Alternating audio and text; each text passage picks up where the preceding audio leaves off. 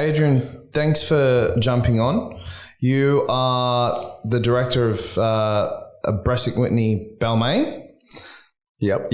Well, I oversee the Balmain office, but I'm the director of the whole. Okay. Like, we're not a franchise. Yeah. So we got 4 offices. Yeah. So I'm one of the directors amongst several directors in the whole of Whitney. Beautiful. Now, just to kickstart the potty, mate, you've run up some crazy numbers over the years, and you've obviously earned the spot that you're in now. Can you give us a bit of a background from when you first got into real estate till now? Yeah, I'll try. It's hard. It's like I've been doing it for so long that it's hard to remember. Yeah. So I just turned 40 and I got into real estate when I was 20.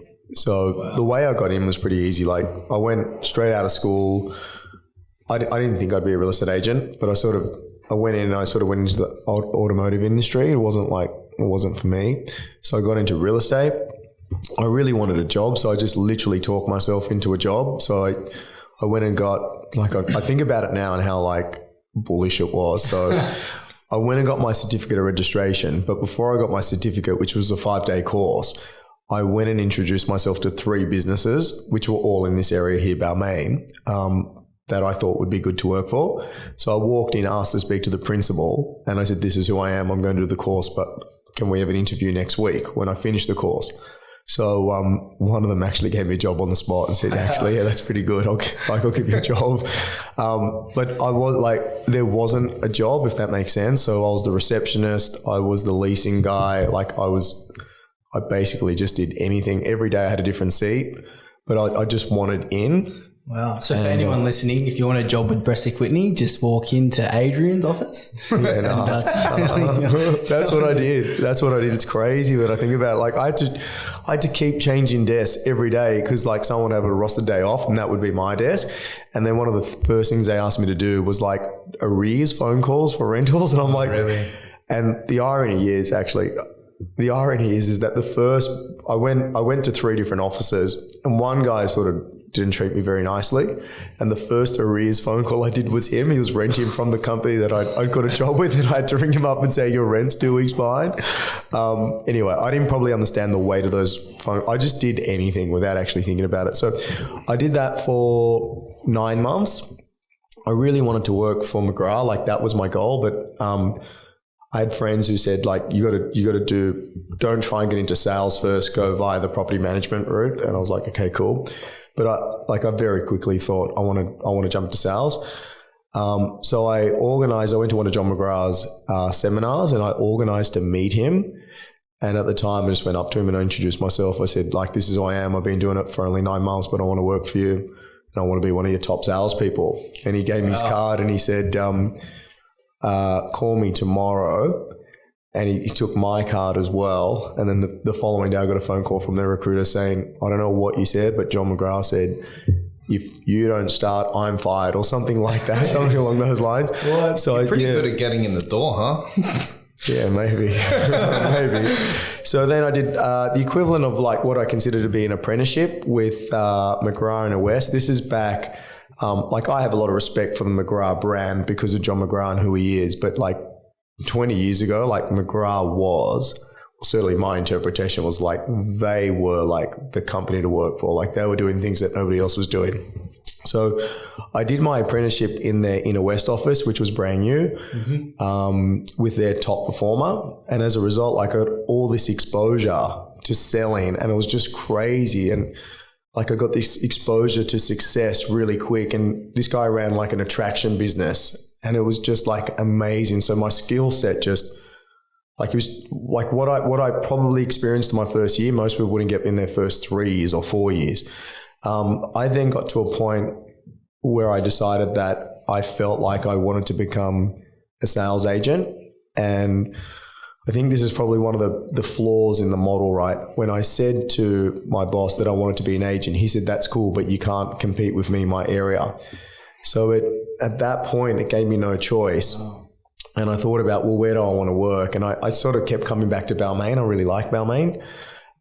So did you grow up in Balmain? I grew up in Drummoyne, Okay. Russell Lee. Yeah. So close by. And, like, Balmain was this sort of aspirational thing. So my heritage is Italian. I lived like, by my standards now, like I had a pretty sheltered upbringing, like really close to my family. So I always wanted to be close to my family. That was sort of my logic.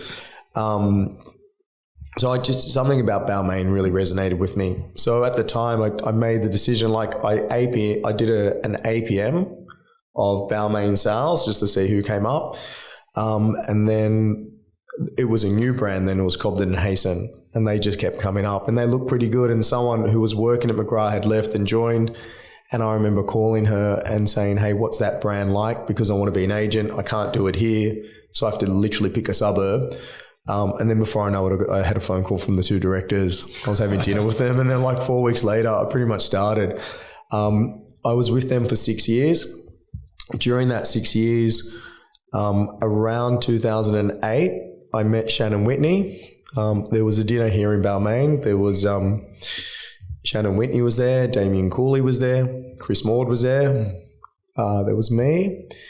And another friend who was an agent, Samantha, was there as well. And I met Shannon that night and we just hit it off and he became my mentor. And that's sort of when my career, like I was already doing okay, but then my career sort of went to another level. And like that whole mentor thing has just been big for me at like so many different levels. And then I remember saying to Shannon around 2010, maybe 2011, I said, look, I think I'm ready for the next step. I want to be a business owner. So you move quite quickly through the different phases. You know what was really interesting? Shannon said to me, why do you want to be a business owner? And I thought about that. I didn't really know the answer. I just wanted to do it because my dad was a business owner. And like as a family. What did your dad do? He was a motor mechanic. Okay. So everyone like, it was this, like my dad's second generation. And like my grandparents came from Italy, like, and had a pretty tough life, right? So then it was like the business that my dad started here was this vehicle for, I don't know, like more freedom or I don't know, like quality of life perhaps. So I always saw business as a vehicle. So when Shannon said to me, why do you want to be a business owner? It's really hard. And I was like, no, I just want to, I couldn't even answer. I was just like, I want a business. Like, you don't understand. I want a business, because a business just meant so much to like my family. And so he sort of challenged me a bit on that. But my answer was so like staunch and so rigid and so one-dimensional. It was like, I just want a business. Just want your name on the door. Well, it wasn't even that, because it was always going to be Bresic Whitney. So I joined Bresic Whitney in 2013. The idea was that we'd open an office, but we couldn't find a space. So that's the beginning of my Bresic Whitney journey. So I initially worked out of the Glebe office, which was hard because I'm in a market that, like, I'm not geographically where I want to be. I'm in a new brand. Most of the agents sort of obviously knew me because I performed pretty well. And everybody was saying, well, like, yeah, he's good, but like, who's Bresic Whitney? They're in Darlinghurst. Like, I kept getting that. Like, I kept getting attacked, basically. For what it's worth, that was the hardest 12 months I've ever had in real estate. I thought about quitting so many times because like I just couldn't take another no. Like literally, like people who I thought wouldn't consider anybody else were saying to me, Adrian, we really like you, but you don't have an office. You don't have any sales. You don't have a database. Like if you were at your previous employer or anywhere else in Balmain, like you've got the gig, but you're not. So I had to deal with that. Yeah, that was like, there was this point almost 4 or 5 months in where like the reality was setting in, and like I pitched on this house and I was like, if I don't get this, I think I'm done. I literally, and my cousin was getting, I had a cousin who was getting married, and I was sitting in church, and this phone call came through, and I looked at my mum and I was like, I don't know, like, can you pray for me right now? You're in a church. Like, I'm not very religious for what it's worth. I was like, but can you just say, like, I really need this to be a yes.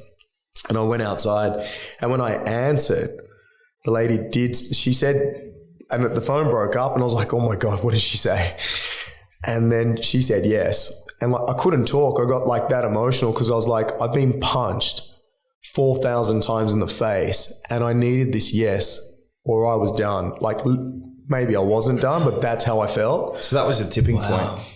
It was so like, I can't explain like how hard that first 12, 18 months was. It was like... Did you have no listings at all? Nothing. My old employer blocked me too, so I couldn't... Really? I had to...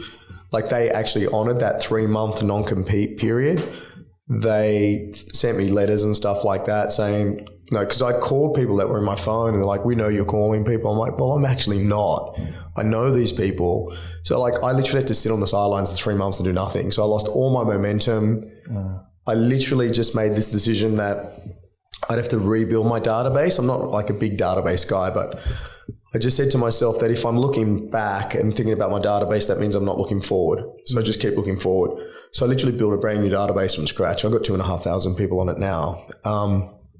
2015, we actually moved into this building. Do you mind if we take a step back and dive a little bit deeper into just some of the experiences and the emotions you felt at the time? Because I think it would be really powerful for not only myself, but a lot of the listeners who go through that, you know, particularly now with the market starting to change. I'm not sure if you guys have felt it yet, but I know it started to change. What's it like in that position? And if you are getting punched in the face, what's your best pieces of advice to any agent or anyone outside of real estate in that situation? Yeah, okay, so I'll try. Like, even talking about this takes my breath away because that's how hard those, like, I go back there and I think about how much, like, I don't know what the term is, but like how much I hustled. At the time, someone bought me this perfume. I think it was like Tom Ford, and I was spraying it at the time. If I smell that now, it makes me gag. Like, I'm like, I can't smell it because it just takes me back to 2013 and 2004. I'm like, I just can't, like, I can't deal with it. I just kept saying to myself every day, like, you take a hit, you take the hit, you take the hit. Like, I'd get to the end of the day and I'd say to myself, tomorrow's a new day. Tomorrow I hit reset. Tomorrow's going to be a better day. And I must have said that, like, obviously hundreds of times. Tomorrow's a new day. Tomorrow will be a better day. And, like, slowly, incrementally, like, if you just consider that sort of, like, without being too spiritual here, but like a force like that in the universe, eventually, like, it's going to take over. And my willpower to succeed were just too strong. Like, you couldn't stop me. I was coming. It's just that, like, it was just a matter of time. It was just a matter of time. Like, you can't stop. Like, that's how I see it. So every day I would say reset. Like, I would literally, there were like some songs, I can't remember them, but like there was some, Balboa. Yeah, no. I actually think there was a song called I'm just trying to remember, like maybe Survivor or something. Like, I'd go for a drive in my car and I'd like listen to that sort of stuff. Like, I singled out all these songs and I'd just try and, like, you know, summon the courage to keep going. But it, like, I can't stress enough how hard it was. And I totally get it for young agents now too, because it was easier 20 years ago. And it's fast now. And the problem is also, like, there are people like me and people that have been in it for 20 years that are still as hungry as ever. And that's hard for somebody new.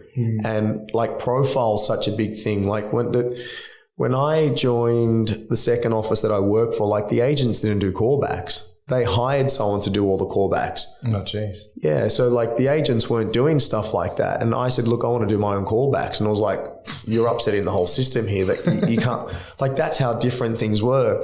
The only training that I got was, like, I would subscribe to a Hot Topic CD, which you guys probably don't. I remember. You know, Hot Topics, Lee Woodward. And that's how I met Josh Vegan a long time ago too. But you'd have to, like, that CD would come in and the receptionist would put on your desk, and, like, I just run to my car and put in my CD player for that 1 hour of training. Like, now there's an hour every day that you could get from a podcast. Like, it's for free, and most people still don't do it. Like, I listen to podcasts all the time, but that's what I had to do. I think 1 year, like, in the early days, I wasn't earning much. I think I spent maybe 15 grand on tapes. Yeah, like, I actually just showed Jet, who's our new team assistant who's just started with me yesterday. I was like, look at this. They're downstairs now. I was like, look at this box. This is where it started. All these Brian Tracy CDs. Oh, wow. You're going way back. Yeah, like, there was no training, so you had to go and get it yourself. Like, you had to pay for it. A lot of it came from America. Yeah. So they were the early days. So if you were committed 20 years ago, it was a little bit easier to come through the ranks quicker because, you know, I'm just fortunate. I got good training. I worked for good brands. I was totally committed. I was super hungry. Like I had the formula to crack through and I did pretty quickly. Whereas now it's a bit different. Like the game is a little bit different and it is a little bit better for everyone to be a little bit better because there's so much more available. Whereas I had to take the step of actually investing in myself, going to courses. I found a book, I think I went to ARIC 2008, but I've been to ARIC like 5 or 6 times. I haven't been like every year like some agents, but like that's the sort of stuff that I was investing in. Yeah. I remember when I was coming up, when I was an assistant and we went to every single one of Josh Fegan's events and my boss made me pay for it. He goes, you have to go. You have to pay yourself and you have to learn. And it's true. Like, I think a lot of agents these days, they get compliant when it comes to, or complacent, sorry, when it comes to actually learning. They think it's just on the job where you got to take it personally, right? You need to be, I remember when I was waking up, I put on like Jim Rohn, all that sort of stuff. As soon as I wake up, pumping myself up, get through the day, doing Josh Fegan, listening to his podcast, $1 Million Agent when it was around a few years ago to get me through that. And I think agents are just expecting it to just be on the job. There's so much good content now that is available to agents. Like it's crazy. I still like, I listen to Josh's podcast every Monday morning with Alex. I like the one that John McGrath does with Tom Panos. Like I'm a big fan of that. And then I've got other podcasts that I listen to outside of real estate. But I'm like, what I've always done as well is like, if there's someone who I hear about who's doing well, I just call them and say, can I talk to you? Can I meet with you? Maclay Longhurst in our office is doing really well at the moment. Like I ring Maclay and say, look, what's your take on this? Andrew Liddell's doing really well. You know, I have the benefit or I'm very fortunate that I get to sit with him every day. We have some good people. So like, you got to surround yourself with that.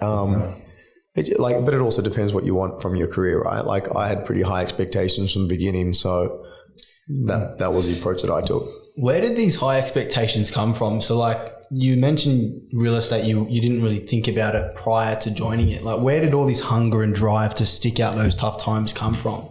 I think I know the answer, right? So it's not, a lot of it is like if I think about money in my life, most of my beliefs around money come from my grandfather, which is really ironic because my grandfather was a shepherd in Italy in the 50s, right?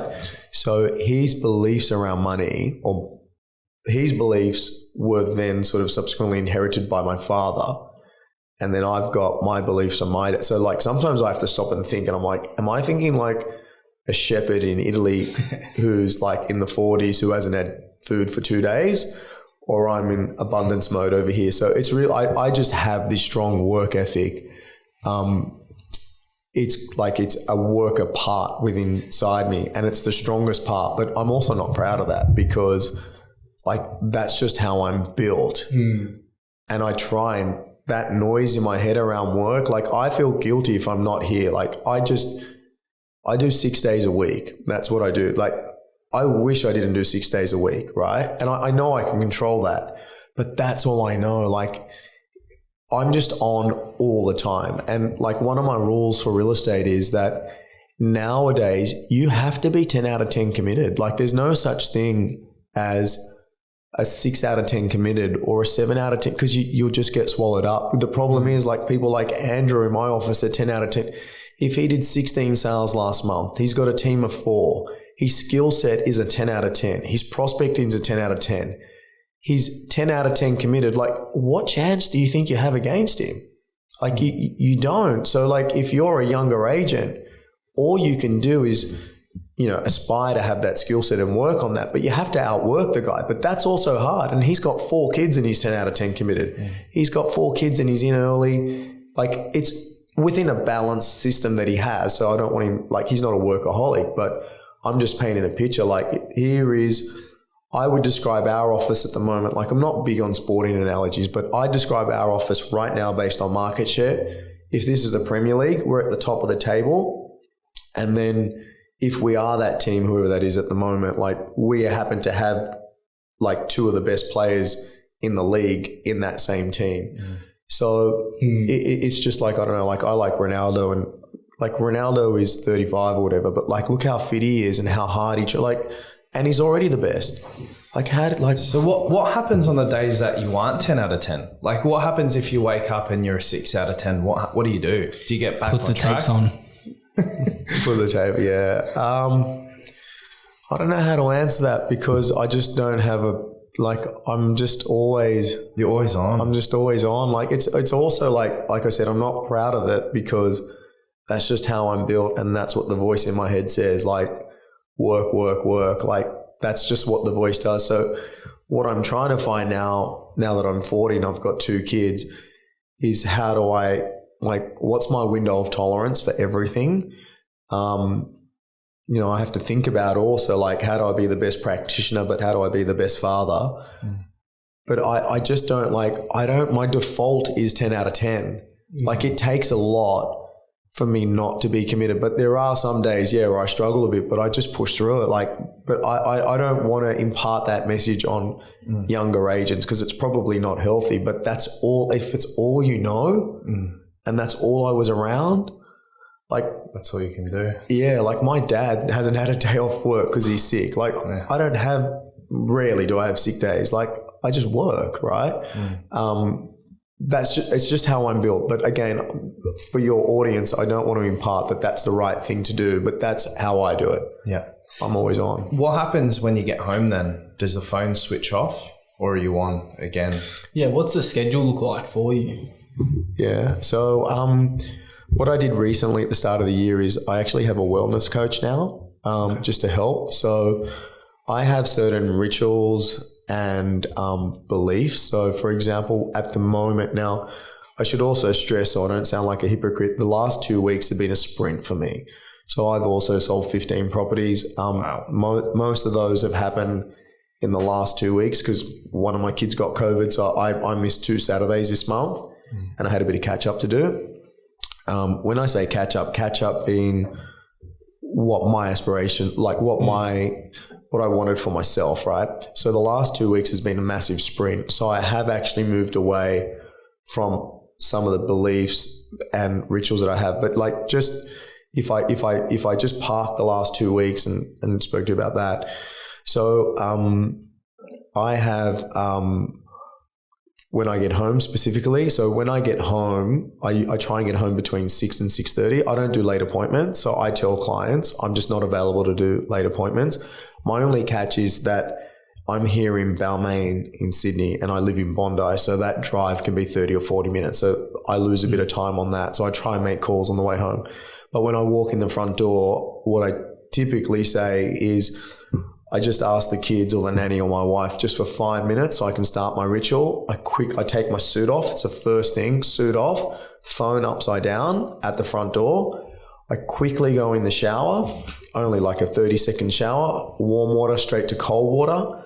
While I'm in the cold water, I say to myself, that's it. I'm changing my energy. I'm changing my mood. I'm changing my state. Boom, get out of the shower, quickly get dressed, go and see the kids, phones away. Love it. So then I keep going till I put the kids to bed. After I put the kids to bed, then I'll pick up and look at the phone. The only exception to that is if I'm in the middle of an exchange, which is a little bit hard. Because if that's not fair on others. So I'll say to my wife or to the nanny, I just need some help because I don't have a choice. I have to do this. But that's my ritual for when I get home. So how do you cram, did you say 15 sales in 2 weeks? How do you cram 15 sales in 2 weeks and not work late nights? Because the one thing that, and this is a bit of a selfish question, not for the viewers, but like even with myself, we've just launched 6 properties this week. We've got 12 online. We're getting slammed. We've got more people calling in. I'm having to work to 7, 8 p.m. Some nights I'm not finishing to 9, 10 p.m. Yeah. How do you do that and you're doing double me? So, well, not all 15 sales were in the last 2 weeks. So it's important to note that. And I'm like full confession because I don't want to be a hypocrite. Like I have done some longer hours in the last 2 weeks because some of my deals went through at the start of March. I think I had like 4 or 5 in the first week, but then I was off with COVID for like, I was off for like 8, 9, 10 days, something like that, because I had to isolate, and then I got it. It took me 4 days to catch it after starting. So I was like, yeah, it was 10 or 11 days, whatever it was. What if I just share this with you as well? So if I went back to pre-COVID where I was at, because I'm a high volume agent, right? I'm 100 plus or 100 sales a year. So my normal routine is, how much detail do you want? Do you want to know what I do? I want it all. You want it all of it.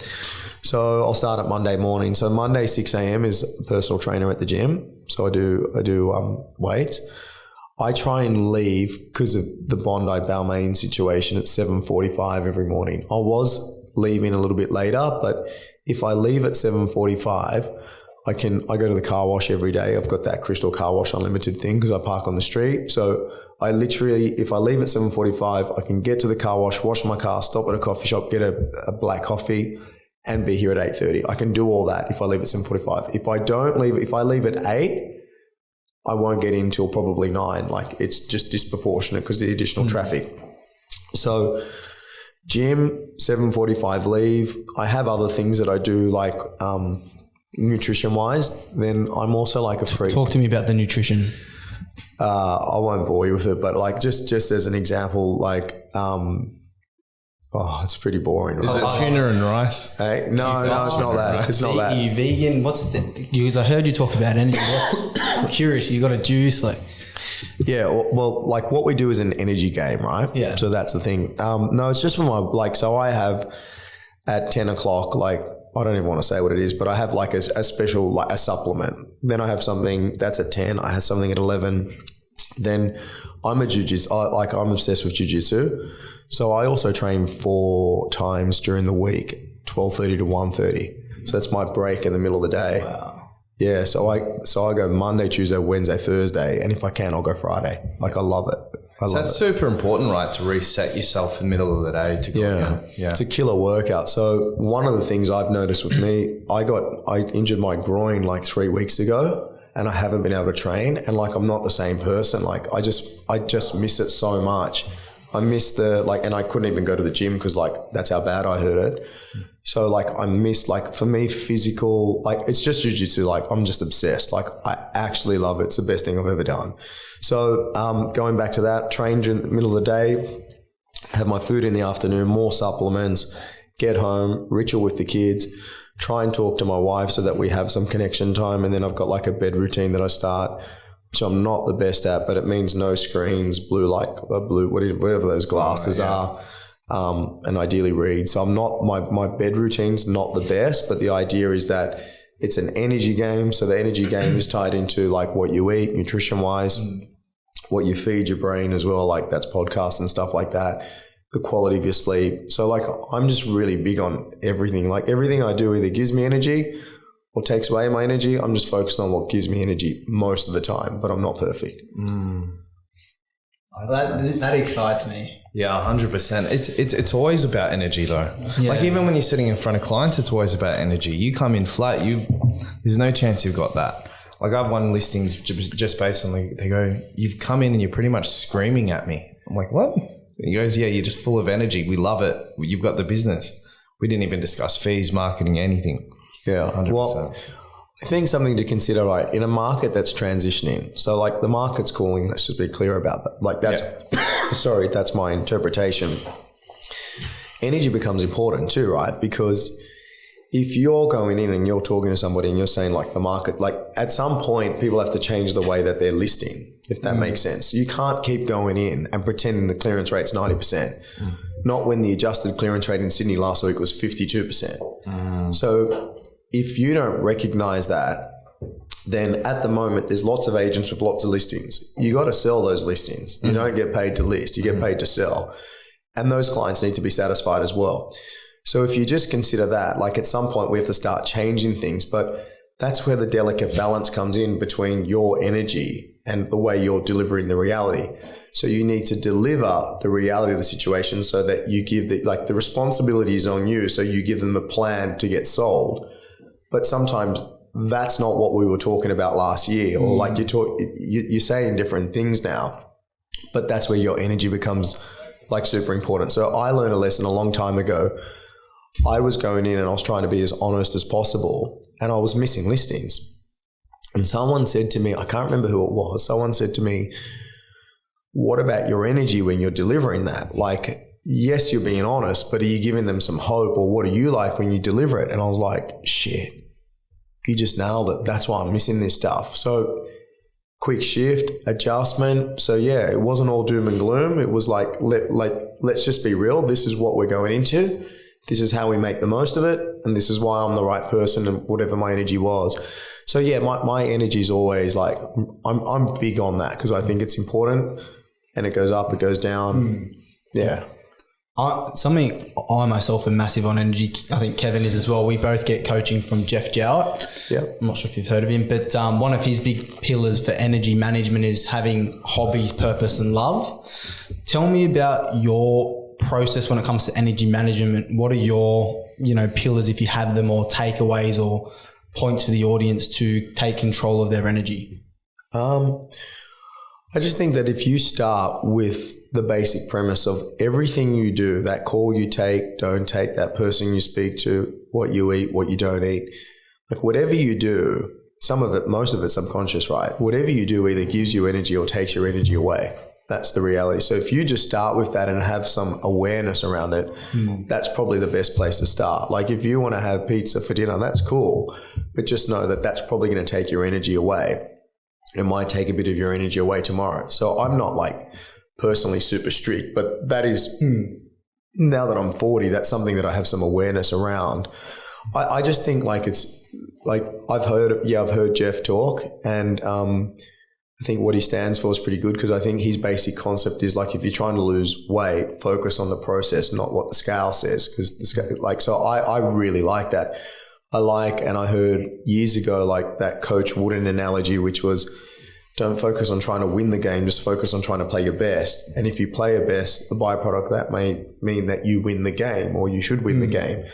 I love that, focus on the process. I say that to our team here. I'm always, guys, don't worry about trying to be number one. Let's just focus on what we know we should be doing. And these are the things that we should be doing. And if we do those well, then the byproduct, we will be number one, if that's important to us. So I just think, for me, like your window of tolerance is how much you're prepared to do or tolerate. And I think a lot of it's about renewing. Like we move so fast, it's about renewing your energy as well. So like that, I've been for the last 2 weeks on this sprint, like literally a sprint, and that's not healthy and that's not good. Yes, I was chasing something. I wanted to get to 15 sales for the month.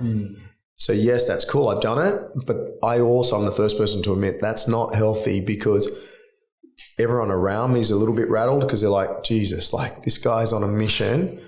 That's not healthy. Couple of staff, like just because of the sheer pace and intensity of being in tears, that's not healthy. And like in reality, me not getting home before 7 o'clock in 2 weeks is not healthy, because I haven't done that for years. I've never done that since I've had kids, and my son's 4, about to turn 4. So I just think the energy game is purely like rest, nutrition, it's what we said, like an awareness around, is what I'm about to do, will this give me energy, take my energy away? Sometimes it gives, like even coffees, right? So I only have 1 coffee a day. That's my rule. I used to have 3 coffees. Wow. But now I know, and I don't have a coffee till an hour and a half to 2 hours after I've been awake. I used to wake up, have a coffee. So my wellness coach has moved me away from that. On the topic of that, just for what it's worth, I have a wellness coach, I have a jiu-jitsu coach, I have a business coach, and I have a therapist. Like I have all these people around me. Yeah. I also get like food delivery, but I'm about to move to a private chef, because I'm like, I'm prepared to pay double or triple, but I want better stuff. So I'm just in the process of organizing that. So like improving energy again. Yeah, like that sort of just little incremental changes, more and more, 1% every day. That's crazy. Like that's what I'm obsessed. I've been obsessed with that for a long time. So like, I don't want to be the best agent. I want to be the best agent who's the best dad. Yeah. And like for me, the ultimate form of leadership is like, this is just my interpretation, is like who you are as a parent. Because like that's 2 little, like in my case, 2 little innocent lives who they will go a direction based on what I like, what I do. Like we got a puppy dog, and I was trying to put my daughter to sleep last night, and I heard the dog get up on the tables trying to eat my wife's dinner. And I was like, oh shit. And I ran in there and I yelled at the dog. And then as I'm walking back into my daughter's room, she's imitating me but swearing like, I won't even say it because it's a podcast, right? But she's swearing. She's only 2. So like, and I'm like, that's not cool. Like if I was more relaxed, a 2-year-old shouldn't be laying in bed just swearing because she's imitating me and she knows the dog's upset me. So anyway, that's what I see as the ultimate form of leadership, like who you are as a parent. And like, I'm not saying that from a judgy place because I think I'm an okay parent, but sometimes I'm a terrible parent. Sometimes I hate the way I talk to my son in particular because he's, you know, you have to explain to him why you want him to do something. Why he shouldn't do something, his options, like it just kills me. I'm just like, can you just do it? He asked me last night in bed, why do we wee? And I was like, okay. But I gave him a basic answer, but he was like, but why? And he kept asking me, like he went down 4 or 5 layers. I'm like, I don't know, ask your teacher tomorrow. So like, I think like for me, my life is all about my family, and I want to be the best husband to my wife. Like that's just a non-negotiable. I want to be the best partner. I want her to feel proud of me in our relationship. That's how I want the kids to feel. I want to be the best practitioner. Like I want it all. And I want to be the best version of myself. On the topic of like my life has always just been work or family. I think why I love the jiu-jitsu so much is because the jiu-jitsu has created another layer, which is like the equivalent of me time. There is no real me time. Like that's your hobby. Yeah, like one of my best mates has been trying to have lunch with me for like 2 years. And I'm like, mate, I just don't do lunches. I'm sorry. Like I don't have time on a Friday if I've got 2 or 3 auctions to have lunch. Like, and he's like, I don't get it. Like I know guys that earn more money than you that have time to have lunch. And I'm like, you're probably right. I must be doing something wrong. But I just don't have time to have lunch with you on a Friday. I don't have 2 or 3 hours. Yeah. That's just. So with your energy management, you've got your gym, you've got your jiu-jitsu, you've got your bedtime routine. Do you break often? Do you have holidays often? Yeah. So what I did last year, which was the first time ever, I worked in 4-week 3-month blocks. So I planned out my holidays at the start of the year. So I'm going to have a week off at Easter. I've got a trip to Europe booked in July as well. So that's what I did last year that I was really happy about. So I've worked in cycles. So last year I did the same. I think I did 25 sales in the first quarter, had a week off at Easter, came back, launched 10 properties. So that was, rather than just having them sort of consistently flowing, I had some awareness around, no, I need to recharge to be the best version of me for my clients. That's what I'm pretty much doing right now. So I'm just clearing the stock because Easter's a little bit later this year. We still have this Saturday and next Saturday to auction. So I think I've still got like another 7 auctions between now and then. If they all clear, then the rest is stock that I'm gonna have a full week off and then launch that stock the week after. There's 2 long weekends back to back coming up. Yep. But that's my plan. And then I'll work in another 3-month lot. So I try and have a week off every 3 months. Do you not drink alcohol during that 3-month period, or is it? Alcohol's not really a thing for me. Yeah. Like I know some people say they stop drinking and stuff. Like I don't smoke, I don't drink, I don't like no recreational like drugs and all that sort of like that's not part. Like none of that serves me. Yeah. Like not even a late night. Yeah. Like when you've this is just my view. Like when you've got kids, they go to bed at 7 o'clock, 8 o'clock. If you choose to go to bed at 11, they're still going to wake up tomorrow morning at 6. So all it does is you're on different time zones to your kids, and that's not fair on them, and it's also not fair on yourself. So like I'm at the point now, like I'll go to a dinner. I think I'll go to dinner tonight, but like I'm the first to abort all the time. Like it'll get to 9:30. I'm like, sorry guys, I'm out of here. Yeah. But I've been doing that for years. Even if I go to a party, like I usually drive because I don't want to feel like I don't want to feel hungover. Yeah. It just doesn't serve me at my age, at this stage of my life and who I want to be. So yeah, people stop drinking, but I'm like, it doesn't matter to me because like it's not a part of my, like I'll have a drink. I like a Negroni. It's my favorite. Yeah. But I also have a drink if I go to a dinner, only 2 drinks. So 2 Negronis is my maximum in a night because after that, like it's not like the night gets any better. Yeah, if anything, I start to feel a little bit hung the following day. Yeah. So like I've got a 2 drink, like that's my limit, 2 drinks if I'm ever out. Were you always like that on the way up as well? No. So I've gone through the different phases of real estate. I guess the person I am today, and again, I'm not saying this from a position of like, I think I'm better than anyone. Like I sort of worked a lot on myself and I did a lot of that with like my therapist, like, and just like I see therapy, I'm sort of proud of it, right? I've been doing therapy since 2013, once a fortnight for an hour. Like I've done hundreds of hours, I think, if you weigh that up, to understand who am I, what is my impact on the world, why do I think the way I think, who do I want to be, all this sort of stuff. Like that's the journey that I've gone on. Like I've put the time in to understand and try and mold myself into the person that I want to be. So this might be like a really stupid example, but like I understand that I'm a role model to my son and daughter, but in the context of what I'm trying to say is like I was a single guy for a long time and I'm not proud of the way that I treated women. Now I'm not saying I didn't do anything wrong, but like I might go to the beach now with my friends and my friend will tap me and say, look at that, like look at her. And I'm like, mate, don't do that. I don't want to know. Like that's not of interest to me. I don't want to look at women like that. Like my wife's over there. I don't think she'd appreciate that. So like I made steps. Like I used to follow all these models on it. I unfollow everyone. I would never like a photo now of, even if it was a female friend in a bikini, because I'm like, how would that make my wife feel? So like I've got that sort of awareness, and that's probably like something that I worked on. But I went through all the phases. Like I was a proper douchebag. I literally thought I was like James Bond at one stage because I was like, oh, I've got like the car and I had a Tom Ford jacket on and all this sort of stuff. And I had a pretty girlfriend and I'm like, oh, like I made it. Like that was like, I feel so sorry for that version of me. So what would you tell what advice would you tell that Adrian Oddi now?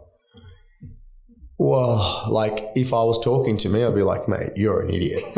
Like if you think that's important, like you are an idiot. Like that's what I'd say to me. What would I say to somebody else? Like you have to honor your journey, right? And the phases you go through, because that's what makes you who you are. And I had to make those mistakes that I'm embarrassed about to become the person that I had to become so that I can satisfy me today, present, and be the father that I want to be and the leader in this place too.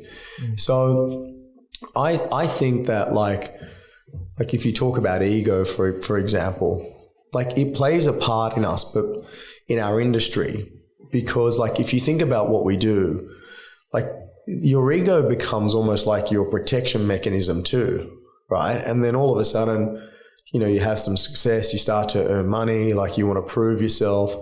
But then at the same time, you're still getting knockbacks and stuff like that. So your ego is there as this massive way to protect you and who you are. And, you know, it protects you by making you think that you're better than what you are. And like I don't take it lightly what we do, right? So like I was talking to a competitor of ours recently and she's like, I change people's lives. I was like, that's okay. Like if that, like, I don't know how I feel about that, right? But where I am today, this version of me sitting in front of you both is I have a skill set. I have a strong skill set. With that skill set comes responsibility.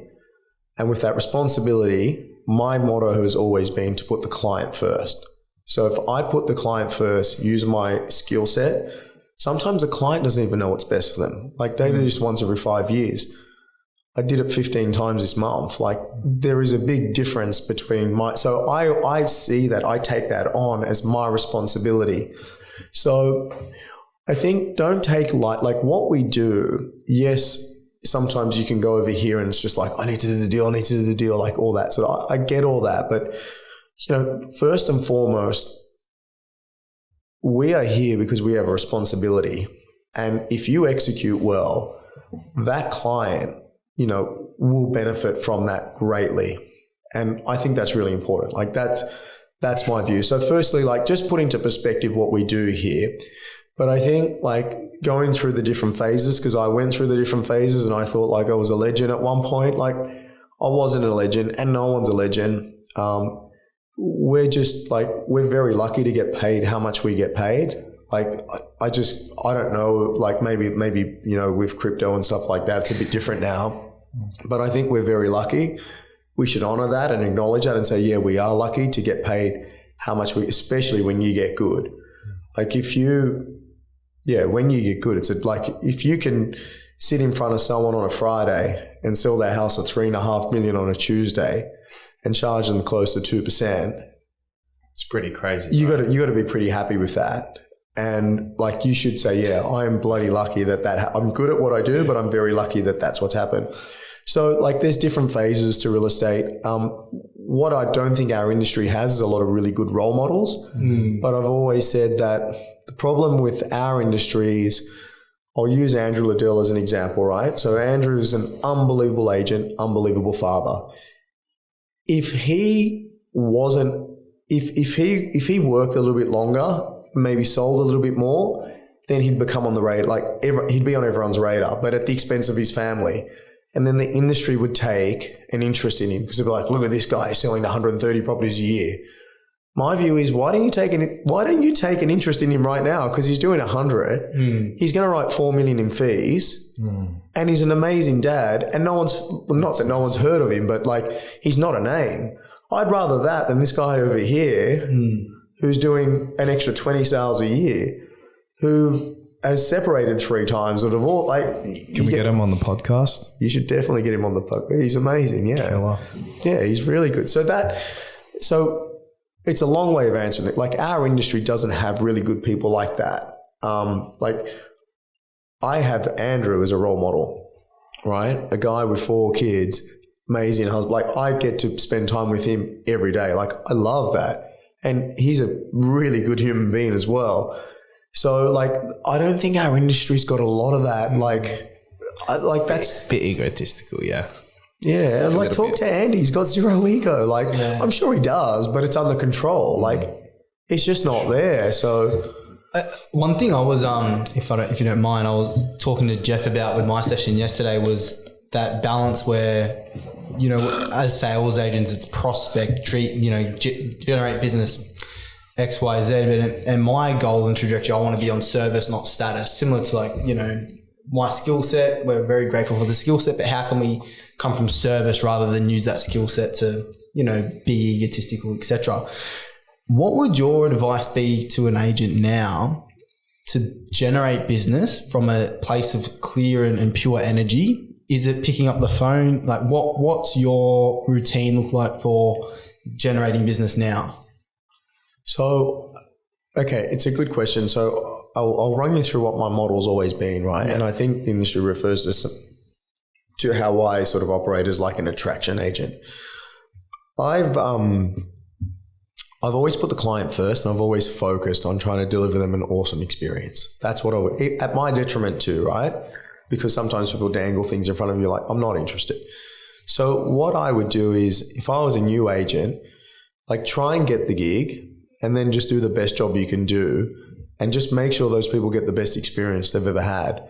And then ask them at the end, or ask them before it starts. Like once you feel like their level of satisfaction is there, I would just say to them, look, just so that you know, if I could just put this on the table, because you're going through the motions now of selling a house with me, no doubt you've got friends that know you're selling that are probably considering to sell. All I ask is if you feel like I'm worthwhile, because I'm trying to find my feet here, if they ask you what I'm like, can you tell them the truth and maybe suggest, if you feel like I deserve it, that they should talk to me?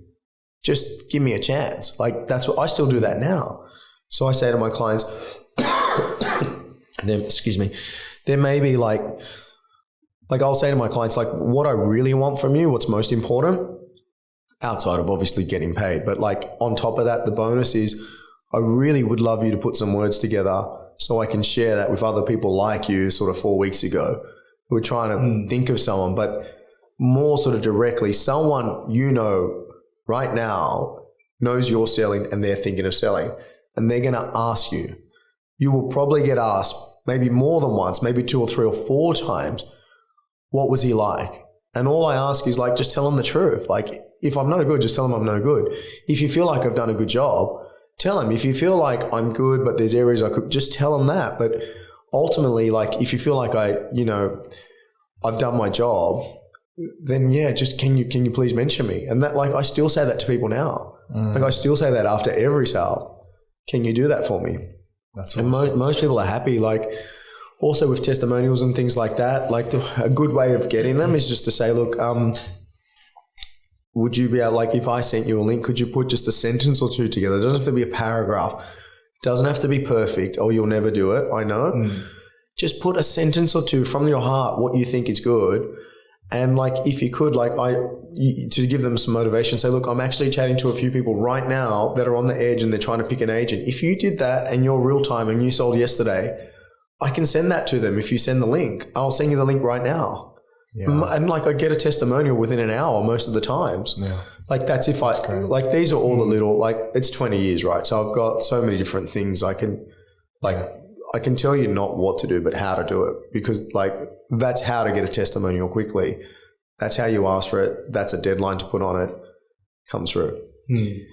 It's crazy to, when I've done a lot of coaching in the past, but when I came and sat with you and did some training, like a month, 2 months ago, the knowledge that you have is crazy. Like, there's things that you're saying and that I'm picking up even now, like, that I haven't heard from anyone, just little bits and bobs. Your knowledge is awesome. Thank you. To mention that. Mate, I hate when this question gets asked to me, Kevin, what's happening with the market? Where do you think it's going to be in the next few months? So I'm going to ask you, Adrian, where's the market going? I think the simple answer is that it's obviously cooling. Yeah. I think in our market, like, there's different price points, so it's a little bit confusing. So if you're sort of 3 or 4 mil plus, which is a premium price point, it's still actually doing pretty good. If you're a 3-bedroom or a 2-bedroom house between 1.8 and 2.5, which is like a really popular price point, it's quite difficult because there's like 34 options on. And if you compare that to last year, there was probably 3 at any given time. So like, my general sort of answer is, like, if you listen to the narrative from the media, it probably does have to peel back, and it probably has to peel back because interest rates are going up. And like, as much as I don't want to say that, because I made a big purchase last year, that's just the reality. Like, it's probably going that direction, but I actually don't know. Like, there was what I wouldn't do, like, this is for the young agents, like, I wouldn't try and debate with someone at an open house whether the market's going up or down. Like, it's like pulling your hair out. If you're having that conversation with a buyer, like, they're probably not going to be buying. Like, if they're saying, oh, rates are going down, okay, cool. Like, prices are going down, okay, cool. If that's your view, that's like, I respect that. Like, sometimes I don't even give my own like take on that. Yeah. Because I find that if you're talking to that person, it's the wrong person. And I've just now made like a connection between those conversations. Those people don't end up buying. So like, I'm like, yeah, okay, that's cool. I respect that. Like, yeah, we'll see. Time will tell. Yeah. And like, just move on. For sure. Energy again. You don't want to be spending your energy on and wasting energy on you can sit there and try and convince someone that like the market's good. Like, even if you're at a price point that's good, you can sit there and try and convince someone, like, but then you ask yourself, for what? Like, the other thing I've learned is you might talk to someone who's listed with another agent, and then they call you and bag the agent out, and you're like, why do you want to, I don't want to have this conversation with you. Like, I don't want to sit there and bag another agent that you picked. Someone asked me today who didn't pick me, who may be buying a house off me tomorrow. He said, look, would you mind me asking you, what do you think I'll get for my house? And I said, like, respectfully, I'm not going to answer that. Like, that's unfair on me because you had an option to pick me and you didn't. Now you're asking for my opinion. And secondly, you have an agent, and that's who should be answering that question, not me. So I don't feel comfortable, and I don't think it's fair that you're asking me. And he said, fair enough, I respect that. Like, because it's the truth. Like, mate, go ask your agent. Why do you hire him for? Well, yeah. And I think also there is responsibility too, because the other agent has had an open house and has had 10 buyers through. So like all I'm giving is an opinion, but the other agent knows what he's doing. And if he's had 10 buyers through and they're qualified, and that's what he needs to base his decision on, what those 10 people said, not what I think. Like that just seems logical to me. Ask your agent and find out from the buyers who have looked at it, where does it sit? Mate, really appreciate your time today. My last question for you, what do you want to be remembered for in, say, 20 or 30 years' time when your kids are at that age where they can, really understand their father? What is that one thing you want to be remembered for? Are you talking about in life or like in life? In life. It doesn't have to be real estate, but in general. Real estate, family, dad. Geez, that's deep. I just want my kids to look back and feel like they had a nice childhood. They weren't restricted around my beliefs because I was open as a person to showing them the world. I want them to think that I was a good role model for them. That's all I want. That's it, just to be a good dad and a good husband. Love it. That's Thank it. you. Yeah. Adrian, thank you so much for jumping on. Appreciate it. Awesome. Thank you. Mate, that was awesome.